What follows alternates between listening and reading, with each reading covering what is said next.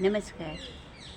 मी आशा जोशी मनाची एक गुंफी या यूट्यूब चॅनलवर आपणा सर्वांचं मनापासून स्वागत करते. आजच्या माझ्या लेखाचं नाव आहे ग्लोबल हॉस्पिटलचा नोबल वर्क. मुंबईत KEM हॉस्पिटलच्या जवळच ग्लोबल हॉस्पिटलची 17 मजल्यांची भव्य दिव्य इमारत आहे. तिथे फक्त ट्रान्सप्लांटेशनचेच ऑपरेशन्स होतात. ती त्याची स्पेशालिटी आहे. त्यांचं कामही तसंच भव्य दिव्यच आहे. ज्यांचे कोणाचे ॲक्सिडेंट्समध्ये काही अवयव जातात, निकामी होतात किंवा व्याधींमुळे ते अवयव सक्षम राहू शकत नाही, अशांना हे वरदानच ठरतं.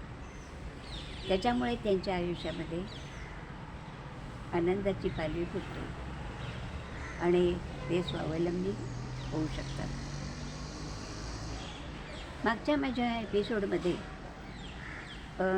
मी सांगितलं होतं की इंदूरचा एक हर्षद नावाचा मुलगा, त्याला मुंबईमध्ये रेल्वे ॲक्सिडेंट झाला. त्याच्यात त्याचे दोन्ही हात गेले. 18 वर्षांचा मुलगा. त्याला त्या हॉस्पिटलमध्ये दोन्ही हात मिळाले, पण ते हात त्याला इंदूरहून मुंबईला आणायला लागले. आता माणूस गेल्यानंतर जास्त काळ त्याचे अवयव चांगले नाही राहत. त्याची कंडिशन चांगली राहू शकत नाही, म्हणून ते ताबडतोब आणायला लागतात आणि त्याच्यासाठी खूप खर्च येतो.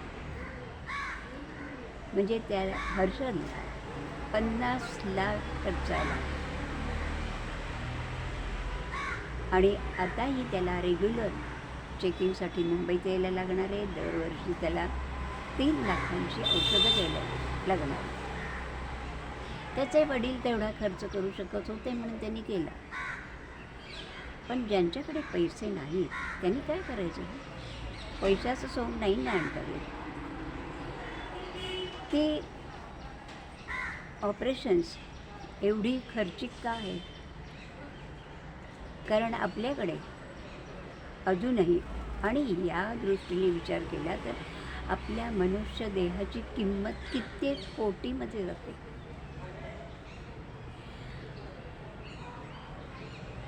ही ऑपरेशन्स खर्चिक असण्याचं कारण असतं की अवयव तेवढे मिळत नाहीत आपल्याकडे. अजून देहदान, अवयवदान ही संकल्पना रूढ झालेली नाही. तशी आपली मानसिकता तयार झालेली नाही. ती व्हायला पाहिजे. कारण असं बघा की ख्रिश्चन आणि मुसलमानांमध्ये त्यांना पुरतात. पर्यावरणाच्या दृष्टीने बघितलं तर चुकीचं आहे, कारण तिथे तेवढी माती सगळी दूषित होत असते.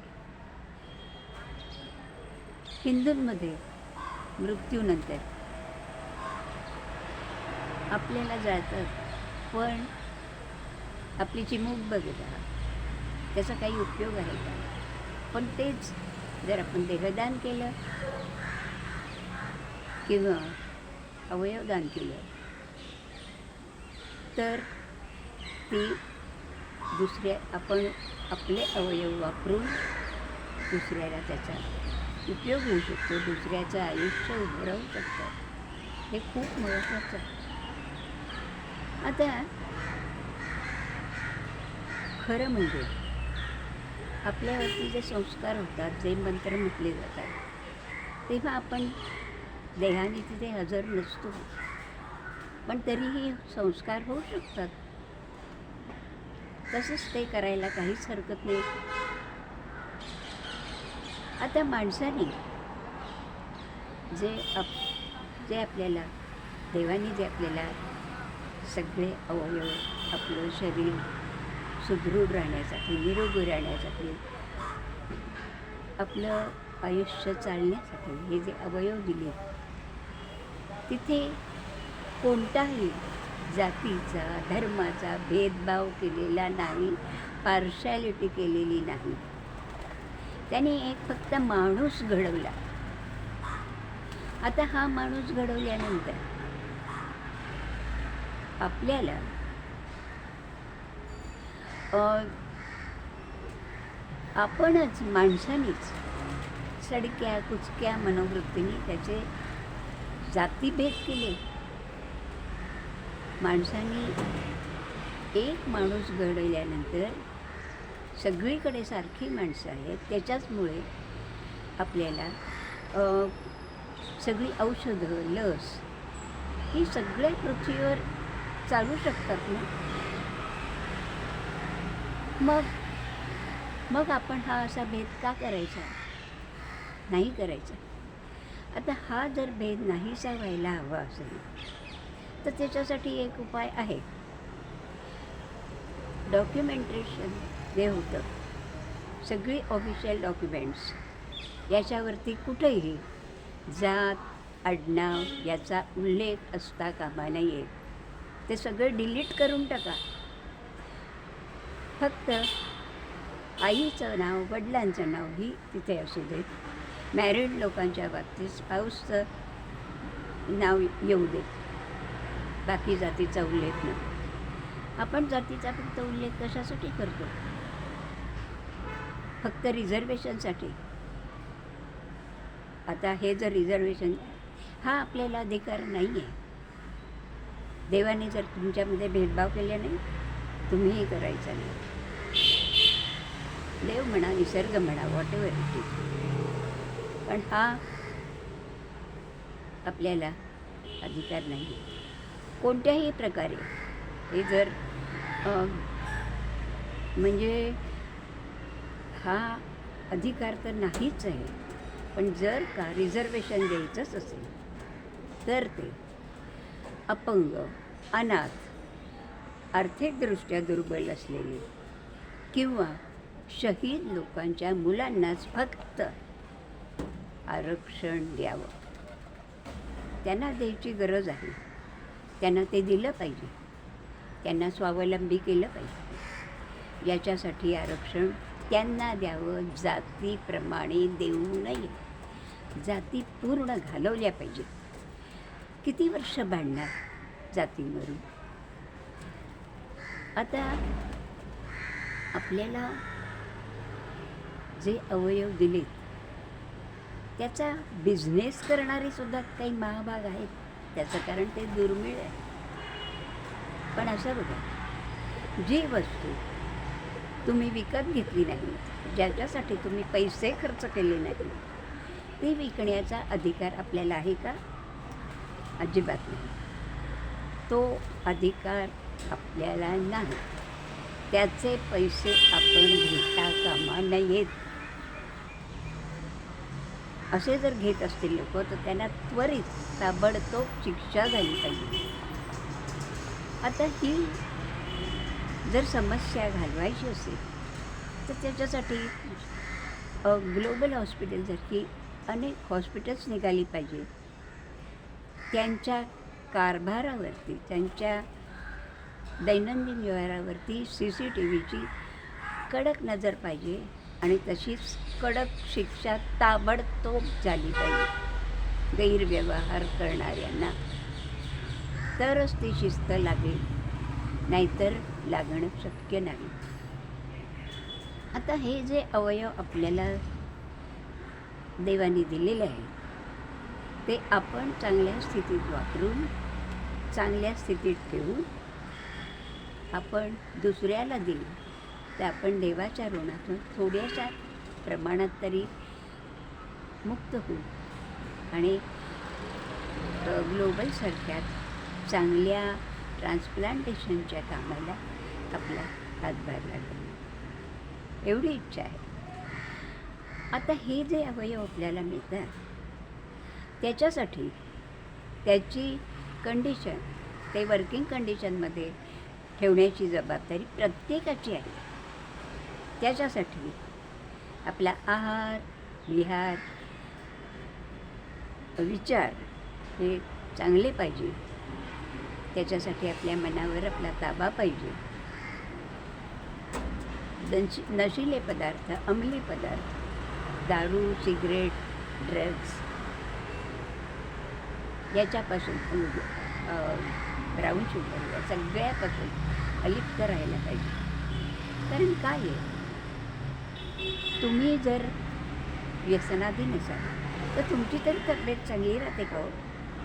अजिबात नाही.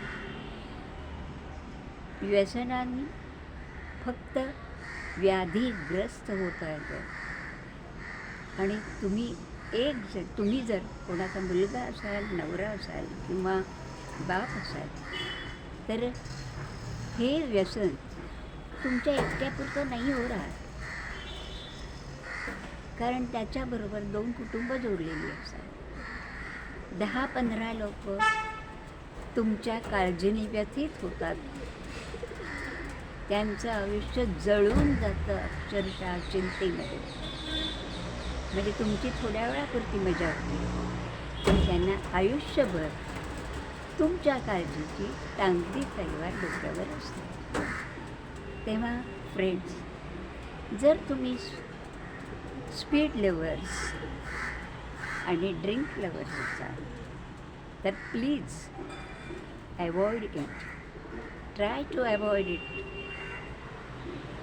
त्याच्यासाठी तुमच्या मनावर ताबा पाहिजे. तुम्ही नाही म्हणायला शिकलं पाहिजे. काही गोष्टींमध्ये नाही म्हणण्यामध्ये सुद्धा चांगला फायदाच होतो. So try to avoid it. Take your decision wisely. कारण एकदा का तुम्ही व्यसनाधीन झालं आणि जर त्याच्यामध्ये तुम्ही ड्रायव्हिंग केलं तर तुम्ही बेफामपणे गाडी चालवता. त्याच्यात तुमचा जीव धोक्यात असतो.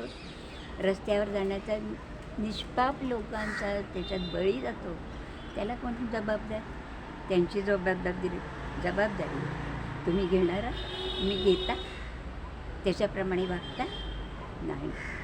असं नका करू. आता आपण आपले चांगलं अन्न घेऊन, चांगला आहार घेऊन आपण हे सुधारलं पाहिजे. आपण आपल्या देहाची कंडिशन चांगली ठेवली पाहिजे. आता ट्रान्सप्लांटेशन होतं म्हणजे काय तुमचे हात आभाळाला टेकतात काय? तुम्ही देवावर विजय मिळवला तर नाही. अजून तरी आपले इंटरनल ऑर्गन्स, आपले अवयव, आपली स्किन, डोळे हे अजूनही माणसाला कोणत्याही फॅक्टरीत तयार करता आलेली नाहीत. So God is steel super powerful. तेव्हा आहे हे नीट सांभाळून ठेवा. ही कोट्यावधींची संपत्ती आहे, ती सांभाळून ठेवा. देहदानाचा RTOने ड्रायव्हिंग लायसन्सच्या बरोबरच देहदानाचा फॉर्म कंपल्सरी भरून घेतला पाहिजे. जसा कायदा झाला पाहिजे. ॲक्सिडेंट्स होऊ नयेत याची काळजी तर घ्यायचीच आहे. पण जर झाले तर त्याचा आपला उपयोग कोणाला तरी होईल, कोणाचं तरी आयुष्य उभं राहील याच्यासाठी विचार केला पाहिजे. आज माझं 80 वर्षाचं वय आहे. मला माझे ऑर्गन्स द्यायचे, कोणालाही वस्तू देताना चांगल्या स्थितीतली द्यायला हवी आणि ते ऑर्गन्स वर्किंग कंडिशनमध्ये राहावेत म्हणून मी माझी BPची गोळी एक सकाळी राहते एवढीच घेते, प्राणायाम करते. पण त्याच्यात होतं आहे काय, मधल्यामध्ये फक्त वय वाढते हो. मला नको आहे. मला स्वेच्छा मरणाचा फॉर्म भरायचा आहे. देहदानाचा भरलेला आहेच. तेव्हा स्वेच्छा मरणाचा फॉर्म मिळाला तर खूप बरं होईल. धन्यवाद. थँक्यू.